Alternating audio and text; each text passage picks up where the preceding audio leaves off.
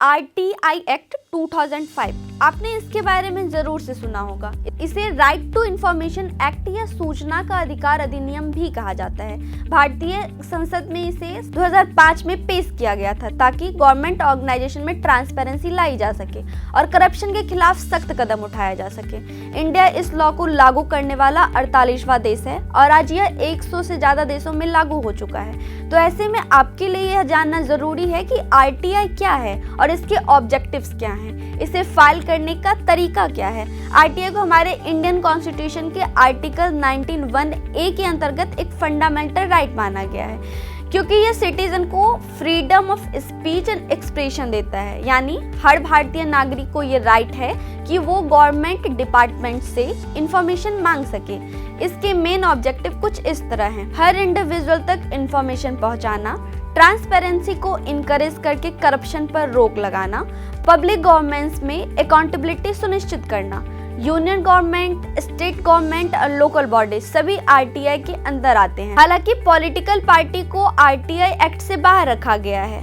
RTI amendment bill 2013 के अनुसार RTI का इस्तेमाल मीडिया और सिटीजन दोनों करते हैं ताकि गवर्नमेंट के फंडिंग के बारे में सही जानकारी मिल सके, जैसे किसी डिस्पेंसरी में कितनी मेडिसिन आती है, रोड कंस्ट्रक्शन पर कितना खर्च हुआ या किसी डिपार्टमेंट में फंड्स कैसे यूज हुए। इन्हीं इंफॉर्मेशन रिक्वेस्ट की वजह से बड़े स्कैम हमारे सामने आए, जैसे Adarsh society scam, 2G scam and Commonwealth Games scam. अब बात करते हैं RTI फाइलिंग प्रोसेस की।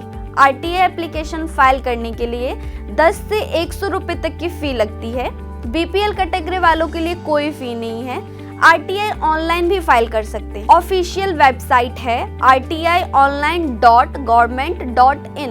एप्लीकेशन इंग्लिश, हिंदी या उस स्टेट के ऑफिशियल लैंग्वेज में लिख सकते हैं। अगर आप ऑफलाइन एप्लीकेशन देते हैं तो उसे उस डिपार्टमेंट के PIO यानी पब्लिक इंफॉर्मेशन ऑफिसर को सबमिट करना होगा। PIO को 30 डेज के अंदर जवाब देना होता है। अगर मामला लाइफ और पर्सनल लिबर्टी से जुड़ा है तो रिप्लाई सिर्फ 48 घंटे के अंदर देना जरूरी है। अगर जवाब सही ना मिले तो सिटीजन फर्स्ट अपील भी कर सकता है, जो सीनियर ऑफिसर यानी FAA फर्स्ट अपीलेट अथॉरिटी के पास जाता है। आप सेकंड अपील भी कर सकते हैं, जो सीधे सेंट्रल इंफॉर्मेशन कमीशन CIS या स्टेट इंफॉर्मेशन कमीशन SIC में जाती है। गलत या लेट इंफॉर्मेशन देने पर PIO पर पेनल्टी भी लग सकती है, 250 रुपए से लेकर मैक्सिमम 25,000 रुपए तक।